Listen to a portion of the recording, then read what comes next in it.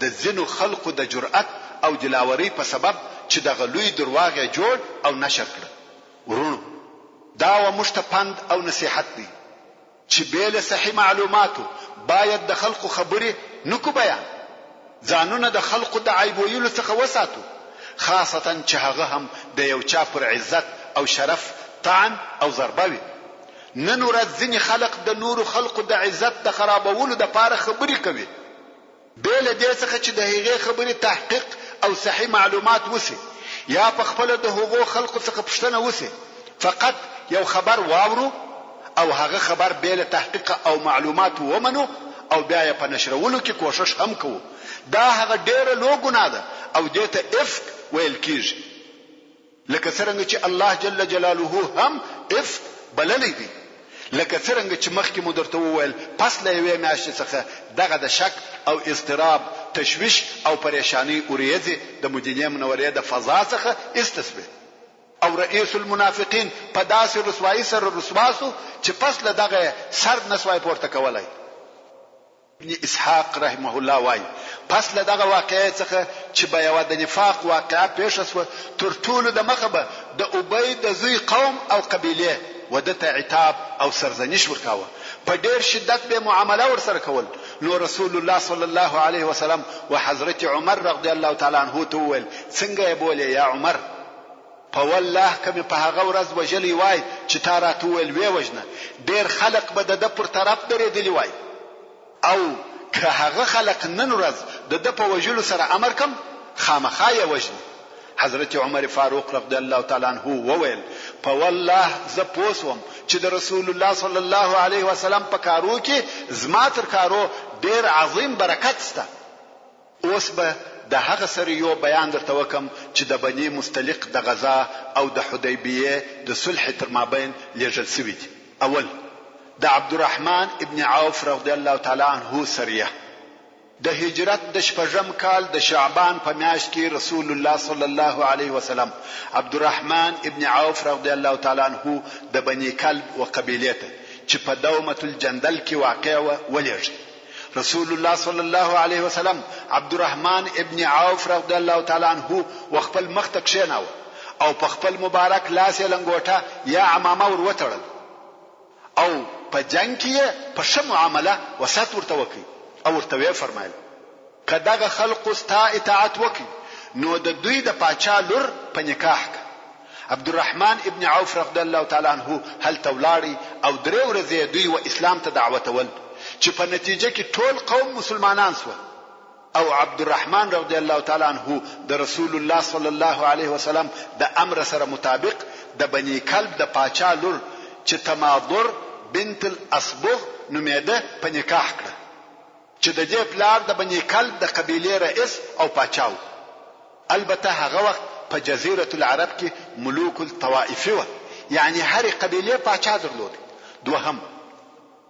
د علی ابن ابي طالب رضی الله تعالی عنہ سریه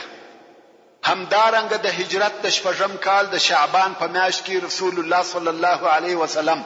حضرت علی رضی الله تعالی عنہ و بنی سعد ابن بکر ته چې په فدک کې اوسېدل د 200 نفرو سره ورولېږي چې دغه ټولي د لیږلو سبب دا و چې رسول الله صلی الله علیه و آله وسلم ته خبر ورسېدی چې بنی سعد ابن بکر غواړي چې د خیبر د يهودو سره کومک وکړي. نو یا علی رضی الله تعالی عنہ د 200 نفرو سره ورولېږي. علی رضی الله تعالی عنہ به د شپې تکاوه او د ورځې به کمینی وي. په دغه وخت کې د بنی سعد یو جاسوس ونیوي، هغه هم اقرار وکړي چې هو بنی سعد د خیبر و يهودو ته ولېږلم چې موږ بنی سعد د مسلمانانو پر ضد ستاسو کومک کوو په دې شرط چې د خیبر خرماوي یا کجور به مشترکوي. او دغه جاسوس د بنی سعد د حیواناتو د یو ځای کېدو ځای ورشوي. نو علی رضی الله تعالی عنہ پر بنی سعد حمله وکړه چې په هغه حمله کې 1500 اوشان او 2000 پسونه په غنیمت ځنی بوتله او بنو سعد په خپل وتښتیده. او د بنی سعد رئیس وبر ابن علیم و. دریم د ابو بکر صدیق رضی الله تعالی عنہ سریه د هجرت په شپږم کال د رمضان په میاشت کې رسول الله صلی الله علیه وسلم ابو بکر صدیق رضی الله تعالی عنه و وادي القرى ته ولېږي. ځکه هلته د فزاره قبیله غوښته چې رسول الله صلی الله علیه و آله وسلم ترور کې یا ووجنه. د فزاره په قبیله کې یو شیطان ښځه و چې قرفه ورته ویل کېده. د رسول الله صلی الله علیه وسلم د ترورېدو لپاره 10 نفر جنګیالي د خپل کورنۍ څخه سره یو ځای کړی و.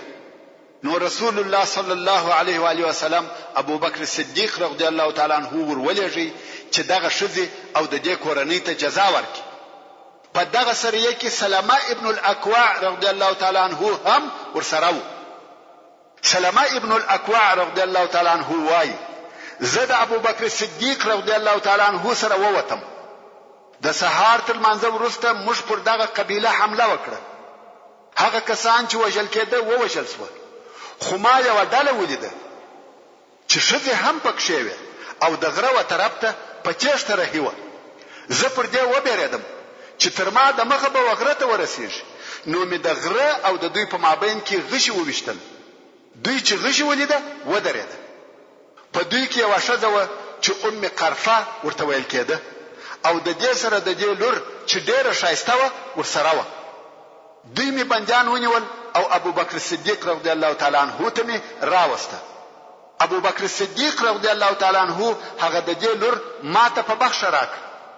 بیا چې مدینه منورې ته راغلو رسول الله صلی الله علیه وسلم د قرفه لور زما څخه وغوښتل او بیا یې مکه مکرمه ته ولېږل چې په دې سره د مسلمانانو بندیان د هغه ځای څخه راخلاص کړه. قرفه چې ډېره شیطانه ښځه وه او دا و چې د رسول الله صلی الله علیه وسلم د ترورېدو اراده یې کړې وه او د خپل کورنۍ څخه 10 نفر جنگي پهلوانان د دغه کار لپاره تیار کړي وو. خدا په خپل جزا ورسېده او هغه 10 نفر ووژل شول. څلورم د کرز ابن جابر الفهري رضی الله تعالی عنه سریه. کرز ابن جابر رضی الله تعالی عنه هغه څوک دی چې د بدر تر غزا د مخه د مدینه منورې پر اطرافو حمله وکړه او بیا مسلمان شو او د مکه مکرمه د فتح په ورځ په شهادت ورسېدی. نو د هجرت په شپږم کال کې د شوال په میاشت کې رسول الله صلی الله علیه و آله وسلم دغه کرز ابن جابر رضی الله تعالی عنه په عرنیین پسې ولېږي. چې قصه یې داسې وه. یوه ډله چې د عقل او عرینه د قبیلو څخه وه مدینه منورې ته راغله او په اسلام سره اظهار کاوه. یعنی په زړه کې مسلمانان نه و خو په ښکاره سره اسلام راوړي او دلته په مدینه منوره کې اوسېده. څو په یو مرض اخته شوه چې په عربي کې وخام ورته ویل کېږي. ساري او وبایي مرض دی. نو رسول الله صلی الله علیه و آله وسلم امر کړ چې هغه ځای ته ولاړ شي چې هلته د مسلمانانو د بیت المال اوشان ساتل کېده او د دوی د مرض د علاج لپاره دي دغه اوشانو بولي او شیدې چښي. دوی هم لاړه او دغه بولي او شیدې چښل ترڅو چې الله جل جلاله جوړ کړ. کوم وخت چې صحت پیدا کړي او جوړ شو نو یا هغه د اوشانو ساتونکي او تربیه کوونکي ووجل. اوشان ورسره بوتله او پس له اسلام بیرته کافران شو. نو رسول الله صلی الله علیه و آله وسلم د دوی په طلب پسې کرز ابن جابر رضی الله تعالی عنه د شلو نفرو اصحاب کرامو په ملګرتیا ولېږي او رسول الله صلی الله علیه وسلم ودغه عرنیینو ته شرا وکړه ویل الهی لارځنی ورکه او پر دوی تنګ کې. الله عز وجل د رسول الله صلی الله علیه و آله وسلم دعا قبول کړه او د دوی څخه لار ورکسو. څو کرز ابن جابر رضی الله تعالی عنه سور ورسېد او دوی ونیول او بیا یې دغه خلقو پښې او لاسونه ور پرې کړ. سترګې ور وچاودلې او په دغه دشت کې تر مرګ پورې پرې شو. دا د دوی د هغه عمل جزا و چې یواره اسلام راوړي او بیا مرتدان شو. پر دې سربېره د اوشانو ساتونکي ووجل او اوشان یې ورسره بوتل. ورونو دا هغه غزاوی او سریې وي چې د خندق او بني قریظه تر غزاو وروسته پیښ شوي وي. مګر په دغه ټولو غزاو او سریو کې داسې تاریخ جنگ نه دی سوی چې زیات قتل او قتال دې پکښ سوی وي. په دغه ټولو غزاو او سریو کې کوچنی حمله سوي دي چې په حقیقت کې دغه سریو ته موږ معلوماتي دوره او تادیبي حمله ویلای شو چې دا د هغو قبیلو د بیرولو د پاره کې دي چې تر اوسه د اسلام قوت نه باله او پس له هغه څخه چې موږ دغه حالات په دقت سره تر نظر وباسو موږ ته دا معلومیږي چې د خندق تر غزا وروسته د ورځو تیرېده د مسلمانانو په ګټه او د اسلام د دشمنانو معنویات مخ پر نړېدو د اسلام دشمنانو ته دا امید نو پاته چې پر اسلامي دعوت دي کامیاب شي او د مسلمانانو شان او شوکت دي ورمات خاصتا د مسلمانانو برتری او لوړوالی هغه وخت ثابت شو چې قریشو د حدیبیه صلح ورسره وکړ په حقیقت کې د حدیبیه صلح نه و بلکې دا فتح او د اسلام پر قوت اعتراف او دا په جزیره العرب کې د اسلام پر وجود او بقا اقرار د حدیبیه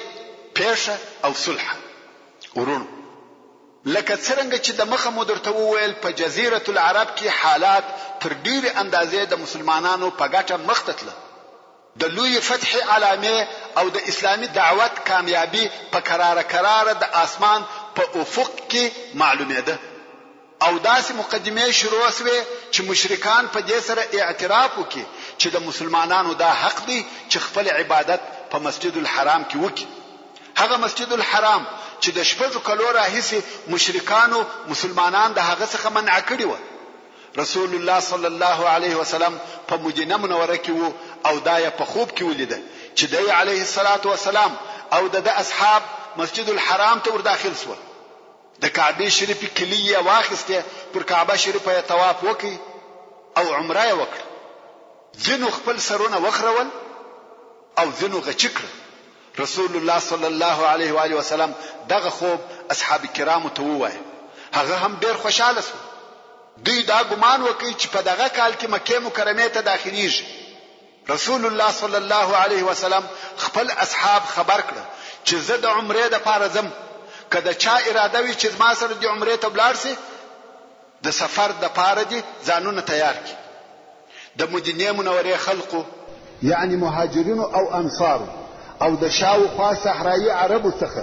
یو څو نفرو د تک د پاره آمادګي ونیول مګر ډیر صحرایي عرب نور سره ووته دغه نور قبیلوي مسلمانان ولی نور سره ووته ځکه د مسلمانانو او قریشو په مابین کې حالات خراب وو تر اوسه جنگونه سته او قافلې اخیستل کیږي نو خلقو دا خیال کاوه خاصتا منافقینو او ضعیف الایمان مسلمانان که مسلمانان مکه مکرمه ته ولاړ سي نو جنگ پیښیږي او مسلمانان پکې وژل کیږي نو ځکه د رسول الله صلی الله علیه وسلم سره بیل مهاجرین او انصار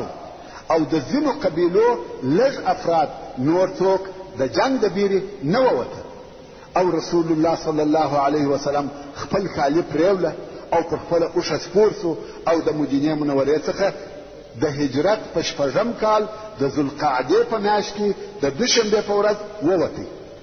د رسول الله صلی الله علیه و آله وسلم سره په دې سفر کې ام المؤمنین ام سلمہ رضی الله تعالی عنها ملګری و او د رسول الله صلی الله علیه وسلم سره په دې سفر کې د اصحاب څوک وایي 1400 نفره و څوک وایي 1500 نفره و د دوی سره په دې سفر کې بیل تورو نور اسلحه نه و اوس نو رسول الله صلی الله علیه وسلم او مسلمانان د مکه مکرمه پر طرف رهیس و کوم وخت چې وذل حلیفه ته ورسېده چې اوس آبار علی ورته وای او دا ځای د اهل مدینه د پاره میقات دی او د مدینه منورې څخه ومله لري دی هلته خپل هدیه علامه دار کړ او د عمره په نیت احرام وتړي چې دغه هدیه او احرام څوک وویني هغه په دې پوهیږي چې رسول الله صلی الله علیه وسلم د جنگ د پاره نه دی راوتلی او زه د کعبه شریف عزت او احترام کوي نو خلق د علیه الصلاة والسلام د جنگ څخه په امان دي او څوک نه بیریږي اوس نو هدیه چی شي دي هدیه وهغه اوشانو ته ویل کیږي چې علامه دار او نشانی سي علامه دار کېدل یې په دې ډول سره دي چې د اوښ بوک پر زخمی کی نو دا د دې علامه ده چې دغه اوښ د الله جل جلاله د رضا د پاره په حرم کې حلالېږي. نو پر دغه اوښ نه څوک سپرېده او نه آزار ورکاوه، ځکه خلق پوهېده چې دا د الله جل جلاله د تقرب او رضا د پاره په حرم کې حلالېږي. یا دغه اوښان داسې نشانی کېده چې په غاړه به یو شی وځړول سو، داسې شی به وځړول سو چې د هغه څخه به دا معلومېده چې دغه اوښ د الله جل جلاله د رضا د پاره حلالېږي. اوس نو رسول الله صلی الله علیه وسلم او یا اوښه د هدي د پاره د ځان سره رهي کړ او د مکه مکرمه پر طرف رهي سو. په دغه سفر کې د منافقانو څخه هیڅوک نور سره ووته بل یو نفر څخه چې نوم یې جد بن قیس. نور منافقان نه ووتل ځکه هغه ویل والله محمد صلی الله علیه وسلم او ملګری به د قریشو د طرفه حلال کړسي.